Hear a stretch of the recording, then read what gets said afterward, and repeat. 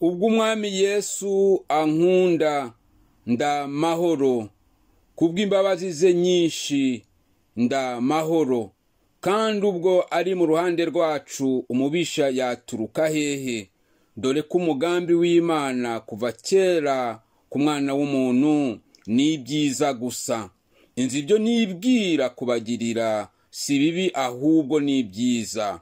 Umugambi wayo kuri twe tugirira imbabazi, ariko Imana kuko ari umutunzi w'imbabazi yaduhinduranye abazima na Kristo kubw'urukundo rwinshi yadukunze akadupfira aho ibicumuro byacu. Umugambi wayo ku mwana w'umuntu ni ukutwereka ubutunzi bw'ubuntu bwayo buhebuje byose itugirira neza muri Yesu Kristo.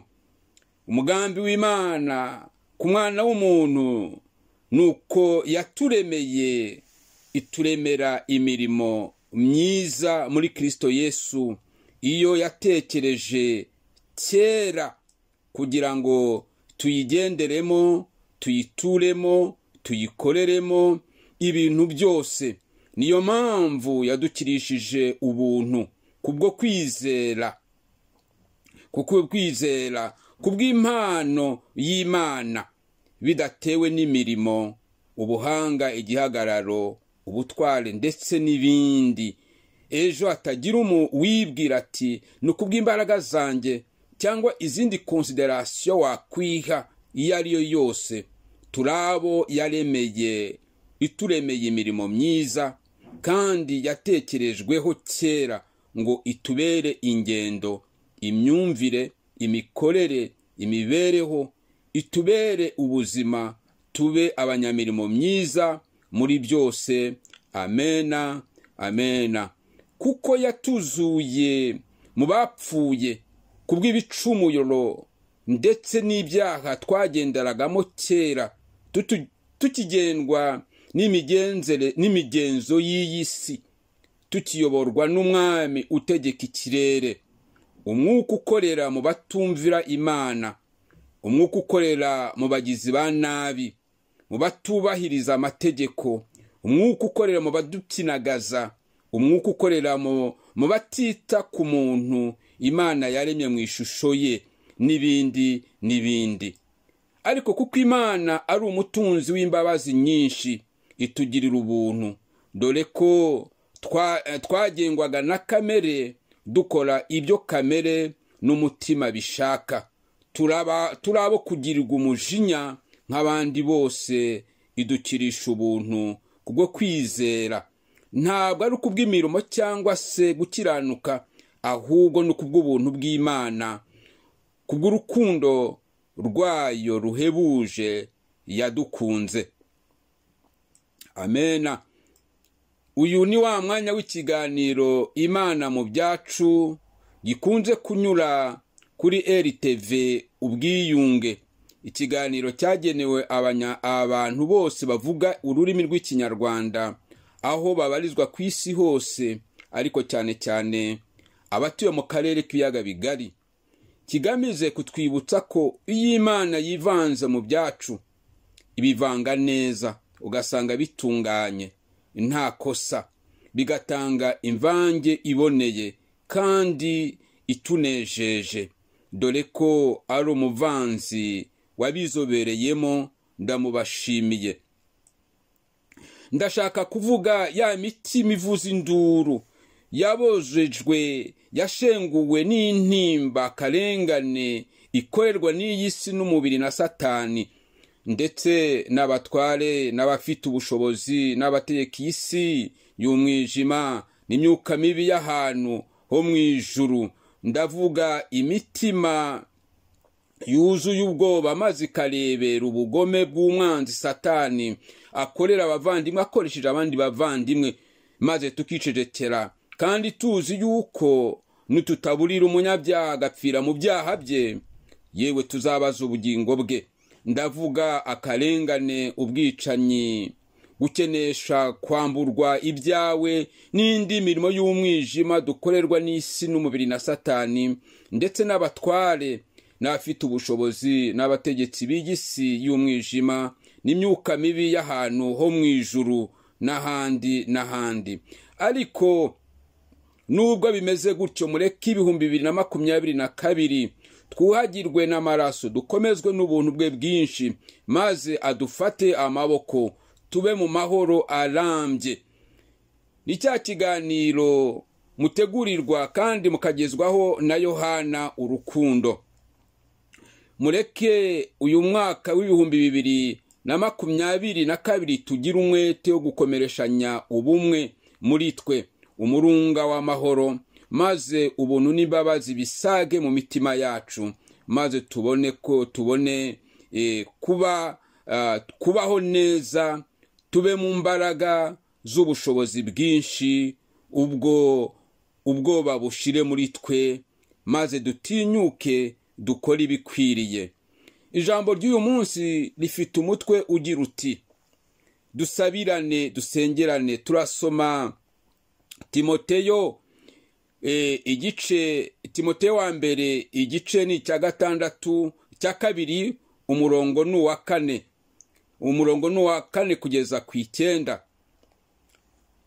Imana ishaka ko abantu bose bakizwa bakamenya ukuri, kuko hariho Imana imwe kandi hariho umuhuza umwe w'Imana n'abantu, nawe ni umuntu, ari we Yesu Kristo, witangiye kuba incungu ya bose. Ibyo byahamijwe mu gihe cyabyo, ari cyo cyatumye nshyirwaho kuba umubwiriza butumwa n'umwigisha wo kwigisha amahanga ukwizera n'ukuri.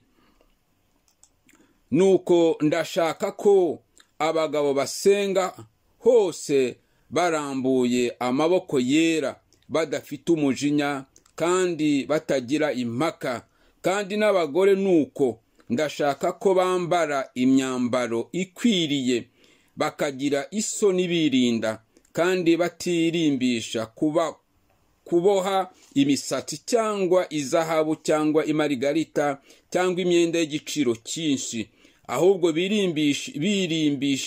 birimbishishe imirimo y'ingeso nziza, nk'uko bikwiriye abagore bavuga yuko bubaha Imana. Ahubwo birimbishishe imirimo y'ingeso nziza, nk'uko bikwiriye abagore bavuga yuko bubaha Imana. Imana yacu ihabwe icyubahiro. Umutwe w'ijambo dusangira ni dusabirane, unsengere ngusengere, dusengerane. Pawulo abibwira Timoteyo, aramubwira ati icyambere ndagukangurira kwingingira abantu bose no kubasengera no kubasabira, ariko cyane cyane abami n'abatware bose, kugira ngo duhore mu mahoro, gutyo biturinde ibyago kandi twubaha Imana kandi twitonda rwose. Ati ibyo birakwiriye kandi ni byiza imbere y'Imana umukiza wacu.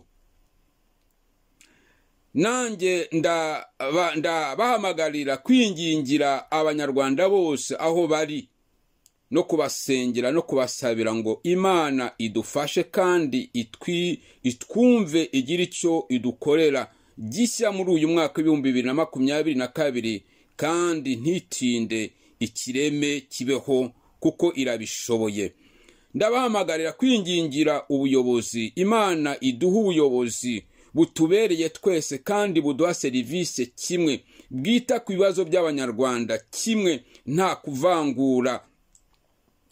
Dore ko imitima yacu yaraboze, yarashenjaguwe, iravuza induru, turenda guturika kubera akarengane dukorerwa cyangwa twakorewe n'abakaturenganuye bategeka isi ya none.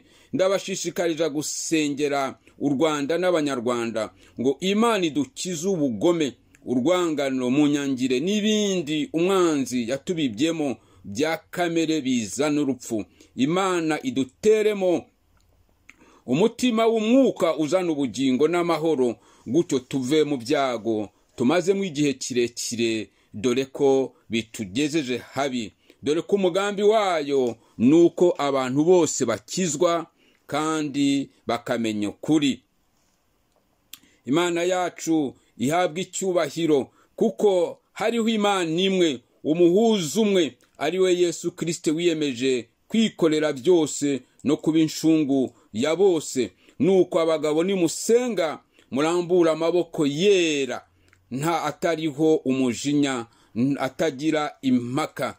Kandi n'abagore musenga mwambara imyambaro ikwiriye, irimbishirizwe n'imirimo y'ingeso nziza, nk'uko bikwiriye abagore bavuga yuko bubaha Imana. Ndahamagarira cyangwa ndasaba Imana Data ngo iduhindure kuba ababwiriza butumwa n'abigishwa bo kwigisha abanyamahanga ukwizera n'ukuri, gutyo idukiriza akarere itangiriye ku rwatubyaye u Rwanda ndetse n'abanyarwanda uyu mwaka w'2022, kugira ngo tubere amahanga urumuri mu byo kwizera n'ukuri, maze abantu bose bakizwe kandi bamenye ukuri, kuba bature bahinduka abanyamirimo myiza. Imana yacu ihabwa icyubahiro. Yari Yohana Urukundo kuri RTV ubwiyunge. Turacyari kumwe kandi Imana ibampera umugisha.